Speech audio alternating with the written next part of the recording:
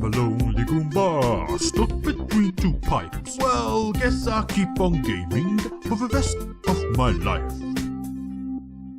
Hey, that's right, I'm back. Yeah, it's been a while, and I bet a lot of you have probably forgot I existed.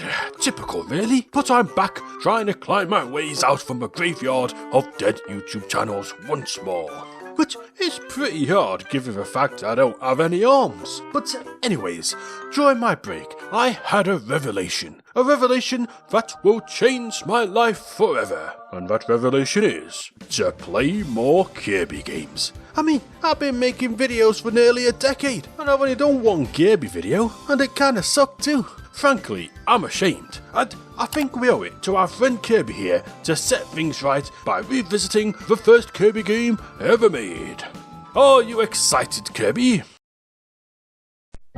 That's the spirit. And really, I'm pretty sure this is the best title screen on the Game Boy.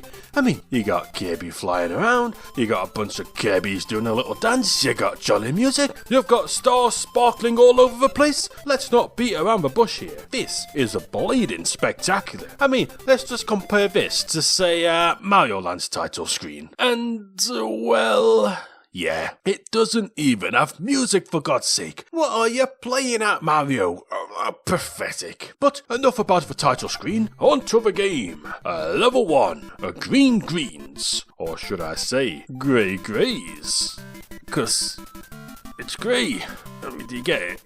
Never mind. My jokes are wasted on you. So, as I'm sure some of you know, unlike pretty much every other Kirby game, Kirby can't even get copy abilities this game. You just suck and spit. Or suck and swallow. Whatever takes your fancy. And man, Kirby sure can eat. Just how does he keep that perfect figure though? I mean, I've seen people on my 600-pound life eat less. I mean, let's be real. Here's Kirby eating an entire living being and no one bats an eyelid. I eat one person, just one time, and I have to serve 30 years in jail. Kirby doesn't even get a slap wrist. Am I fucking white privilege or what? That was a joke, by the way, don't get mad. Now, you might be thinking, what's the point in a Kirby game if you can't get cool abilities? Isn't that like the whole point of Kirby? Well, hear me out.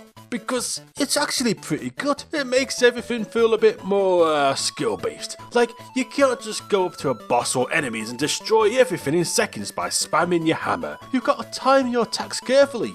It's all a bit more methodical. It requires more pattern recognition to actually get your hits in, especially the bosses. Granted, the first boss is a giant stationary tree, so maybe that's not the best example, but still, I think the gameplay stands on its own without having abilities. Anyways, next level is Castle Lolo, which is actually a bit of a crossover with the Adventures of Lolo on the NES. Which, well, I guess that game didn't catch on as much as Kirby. This town ain't big enough for two incredibly similar looking characters. But yeah, he shows up as a midway boss, and then at the end with Lala. They're even pushing the same blocks from the original game. It's kinda neat. This level also introduces some items which are kind of like the beta version of the ability system. Like, you can suck up and spit out this microphone, and Kirby screams and kills everyone. Well, I say microphone, but I still think it looks like a cowboy hat. Seriously, come on, that's totally a hat.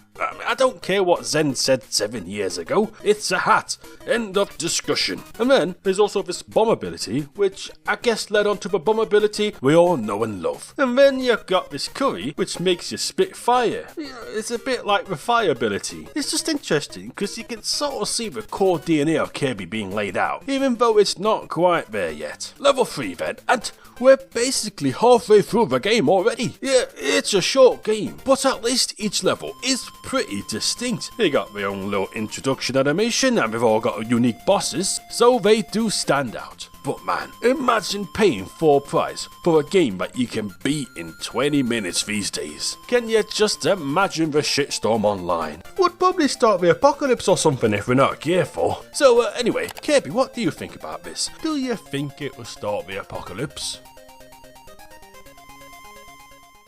Kirby, bro, that's not really appropriate for YouTube. Jesus Christ. What the fuck? That's just messed up.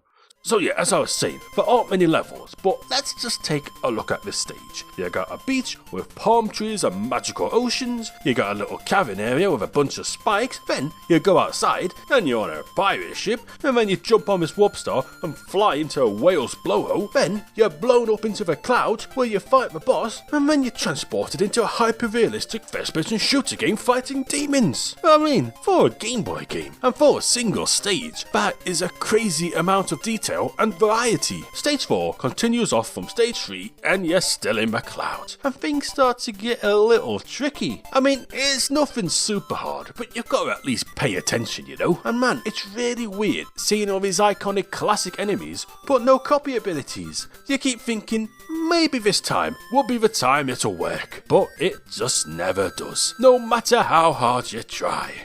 Just like my penis, faking erectile dysfunction is no joke. So anyways, we fight Krakow, who honestly is really easy, and just like that, we're on to the final stage. And unfortunately, it's just a boss rush. You go in each door, do a tiny level which basically spans a single screen, and then you collect a dancing Kirby, and then refight the boss, which is a bit tedious as the game is so short. You just fought them all like 10 minutes ago. It's not like the bosses change or anything. You know, I'm not really sure what the dancing Kirbys are about either. Are they other Kirbys, or just Kirbys in an essence or something? I don't know, and frankly, I don't think the developers knew either. You know, maybe there's some deep, untouched Kirby lore here, waiting to be overanalyzed to breaking point. Chop chop, Kirby fans, I know you love that kind of shit. But after beating all the bosses again, it's time for King DDD!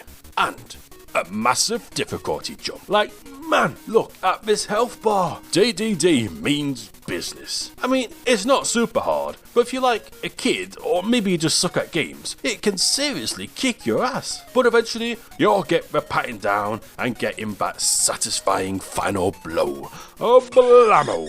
And that's it. King DDD is DD defeated, and Kirby turns into a giant balloon, and the credits roll. But really, that's only half the game, because at the end of the credits, you're given a secret code to play the extra mode, and this is probably one of, if not the hardest Kirby campaigns in the series. Granted, it's not as hard as some side content, like say the True Arenas from the later games, but in terms of just playing through the game, it's up there, it's bloody hard. So yeah, the level layouts are exactly the same. The difference are the enemies. They want Kirby dead. They do more damage, they're way more aggressive, and there's just a ton of new enemy types entirely. Bronto Birds have been replaced with, well, I don't know what that is to be honest. The mushrooms are cakes, you got flying snowmen for some reason, and worst of all, but what do these jump into you? It's madness. And frankly, Wispy Woods has become one of the hardest bosses in the game. I mean, he can kill you in 2 hits if you're not careful. So yeah, this mode is pretty damn tough, and I love it. It's probably the best way to play the game, and I wish more Kirby games did stuff like this. Heck, even that little moon secret which usually gives you a ton of lives once you're dead this time. Nowhere is safe, not even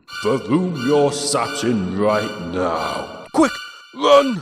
So yeah, anyways, we make it back to DDD, and he's ready to kick some Kirby ass. Or, well, whatever that is. But, wait a minute, I just realised Kirby doesn't have an ass. That's fucked up. Where does all the food go? Anyway, the fight then, and it's mostly the same, only he's fast, attacks more, has new patterns, and frankly, I ain't ashamed to say, I got a game over in a Kirby game, which is probably the first game over I've got in a Kirby game in like 25 years. But yeah, you'll probably win eventually. And yeah, it does feel good to beat him. It's just so weird that Kirby's Dream Land is pretty much regarded as being super easy by most people, but it's actually pretty bleeding tough. And after beating extra mode, you unlock the ability to customize the game, which is neat. I mean, you can change how much health you have and how many lives you have. So if you want the ultimate Kirby challenge, beat the game on extra mode with 1 health and 1 life, and then brag about it into the void of the internet. You also unlock a sound test mode, which will probably be the only way to listen to this game's soundtrack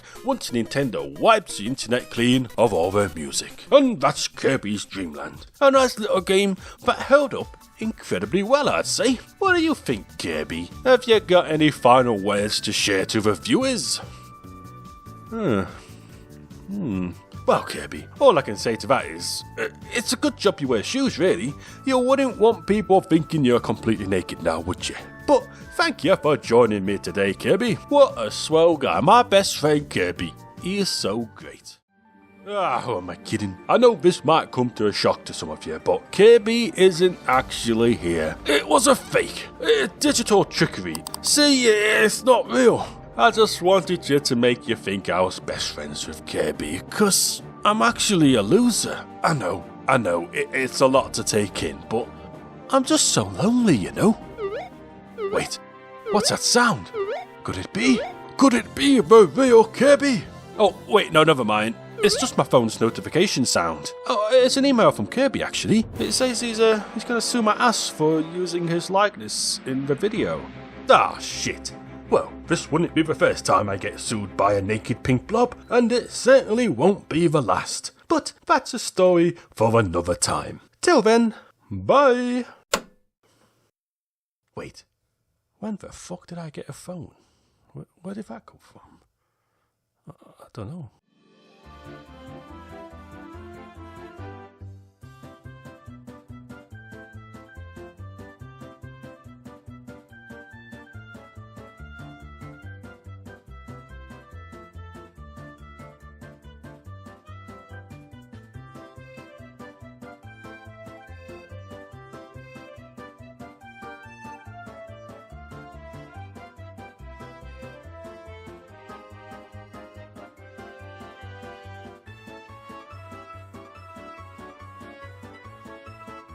And the patron of the week is Agent Quasar, the person who unintentionally inspired me to make this video. Thank you, Agent Quasar. You have saved the day once more.